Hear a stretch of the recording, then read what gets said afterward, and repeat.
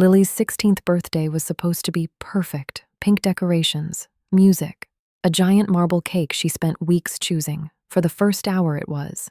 Then my sister Vanessa walked over smiling and grabbed Lily's brand new phone right out of her hands.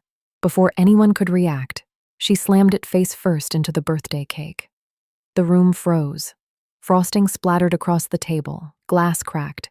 Music kept playing awkwardly in the background while my daughter stood there speechless. And somehow, Vanessa still acted like she was the victim. My name is Rachel Monroe, and that night changed the way I saw my family forever. At first, I thought someone would step in. Surely my parents would defend their granddaughter. Surely someone would tell Vanessa she crossed a line. Instead, my mother whispered, "Rachel, don't make this worse. Don't make this worse," as if we were the problem. Minutes later, things escalated even further when security and police arrived after Vanessa falsely claimed Lily had become aggressive. I stood beside my daughter while she shook with humiliation. And what hurt most wasn't the accusation. It was watching my own family quietly support a version of events they knew wasn't true. That was the moment something inside me changed. Not into anger, into clarity.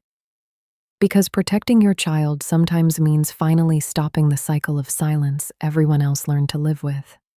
A few days later, the accusations against Lily were quietly dropped after security footage revealed what actually happened. The video showed everything clearly: Vanessa destroying the phone, Lily standing there stunned, no aggression, no confrontation, just a teenager publicly humiliated on her birthday. And honestly, seeing that footage didn't make me feel victorious. It made me realize how dangerous family loyalty can become when people care more about avoiding conflict than protecting the truth. So instead of creating drama online, I focused on helping Lily heal. Therapy, a fresh start at school, quiet mornings rebuilding her confidence piece by piece. And slowly, something beautiful happened. My daughter started smiling again. She began painting, laughing, talking about college, dreaming again. Meanwhile, the truth continued surfacing in ways none of us expected. People who knew Vanessa professionally started questioning patterns in her behavior. Old concerns resurfaced. Conversations that had been ignored for years suddenly mattered. And for the first time in a very long time, our family could no longer pretend everything was fine. Months later, my parents came to visit. Not defensive this time, just tired, honest. My mother admitted something painful. We were so focused on keeping peace, we stopped noticing who was being hurt. That sentence stayed with me, because healing in families rarely begins with perfection. It begins with honesty, even uncomfortable honesty. Over time, Lily's confidence returned stronger than before. She wrote an essay for college about resilience, family pressure, and learning to speak up for herself.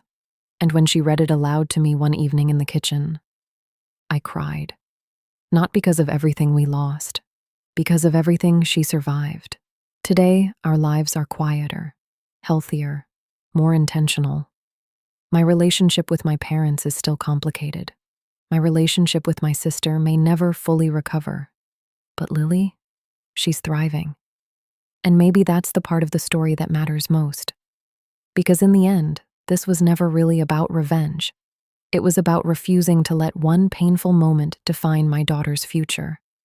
Sometimes protecting the people you love means breaking generations of silence. And sometimes the strongest thing a parent can do is choose truth, even when the entire room wants comfort instead.